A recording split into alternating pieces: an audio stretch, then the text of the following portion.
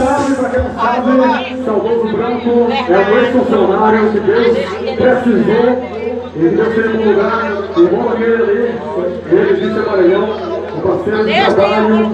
É exclusividade total, mais uma, apenas uma vez feita.